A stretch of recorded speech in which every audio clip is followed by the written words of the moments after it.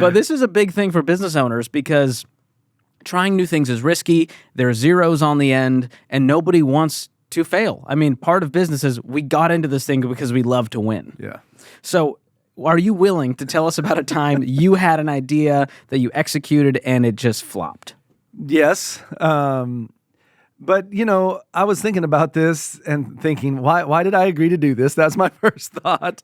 But secondly, you said it very well. Nobody wants to fail. And we've long had the philosophy, you only fail when you quit. If you don't keep trying, you're going to learn something or you're going to succeed either way. So it's a success. But we have tried stuff that just flat hasn't worked.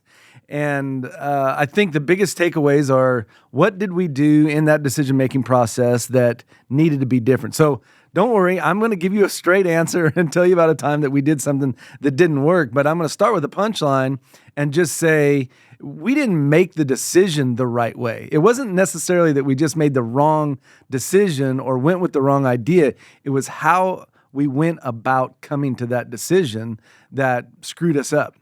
And what it was we decided to come out with a new feature in Elite. And this is years ago. And we thought, this is going to be great. We're going to give access to everybody's team member. We're going to charge a different price. We had a pricing strategy. We're going to roll this thing out. We've already got the owner in Elite. They're going to want to include their team members. It's going to be great. We're going to make, big difference in the world and make a bunch of money in the process.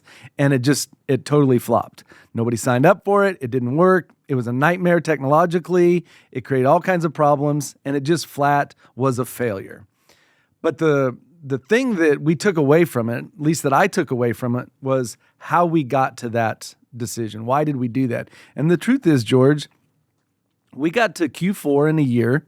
We started looking at our budget, and we started saying, we've got to come up with a way to make more money. We're not going to hit our budget.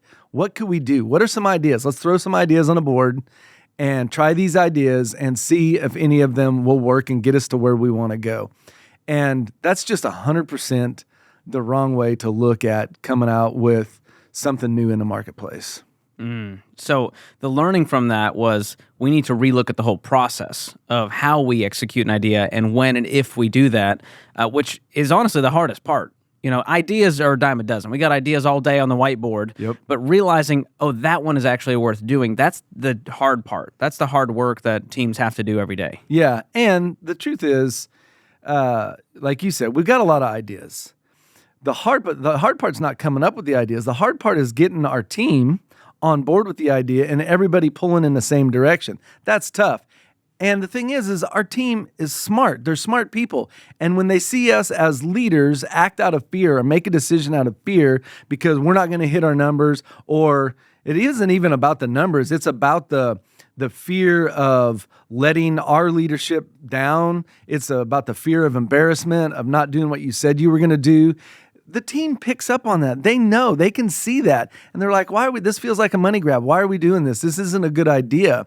And then you don't have a team that's all aligned around the idea, and it ain't going nowhere. It doesn't matter how good or bad your idea was. Yeah, and there's a lot of, probably blaming happening, going, this is because of the marketing team. They didn't pull their, versus the leader putting the mirror up and going, I got to own this one. Yeah, it's always somebody else.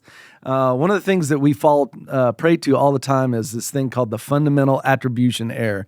And it is, when I make a mistake, it's because, like you're saying, it's my environment, right? If I'm late to work, if I was late to the podcast recording, it's because traffic was bad. It wasn't my fault. It was my environment. But if you, George, were late to the podcast recording, it's because you're a lazy slug. Traffic's not an option. It's not an option. It's just you and your character. We make that attribution error. And so when we make mistakes like this, you're absolutely right.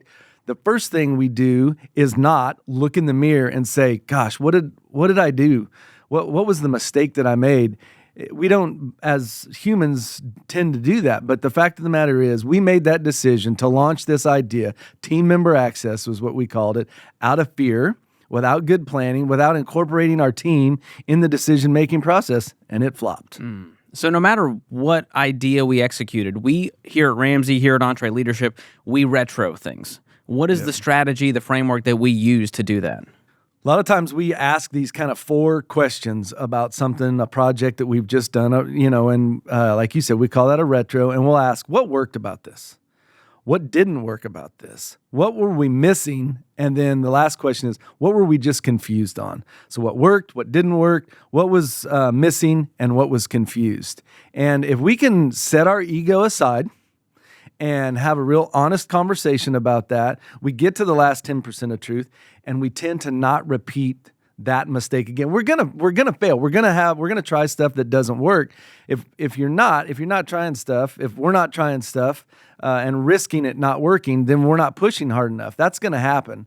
But if we don't learn from our mistakes and we keep doing them over and over again, that's unexcusable. Yeah, and just getting those things on the whiteboard isn't enough. We have to actually implement them into the next idea, or if we're iterating on the idea, if it's still alive, we've got to actually go make the changes. So right, wrong, missing, confused, get everyone in the room to contribute, to say something, and usually the wrong column is really big and the right column is real small. So it's always good to start with some positives. Yeah. Otherwise, it just turns into like a complaint fest, which I've seen happen, unfortunately. And sometimes it was a bad idea. Sometimes there's not a lot to put in there, but you're right. We need to be honest with ourselves. And as you know, we're hard on ourselves. We expect excellence of ourselves and each other, and which is great, but we got to be careful that it's not hurtful. Yeah. We don't damage people. So I love leaders who give their team an opportunity, who empower them to run with some of these ideas.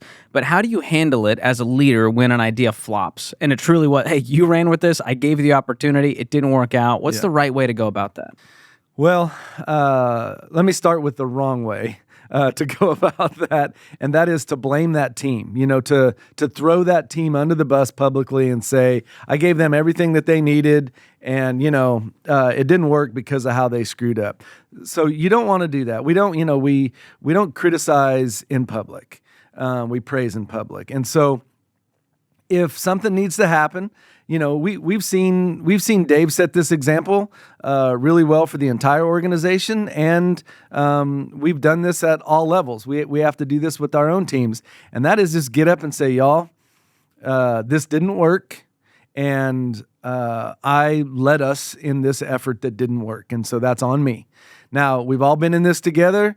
Everybody worked really hard. There's not a lack of character, but we made these decisions together, and I'm the leader, and so I'm responsible for that. We're going to figure out why it didn't work, or we're going to learn from what we figured out, and we're not going to do that again. And, I think the phrase that we use a lot is we're going to treat people like adults. We're going to tell them the truth, and we're going to expect them to act responsible in the process. Mm-hmm.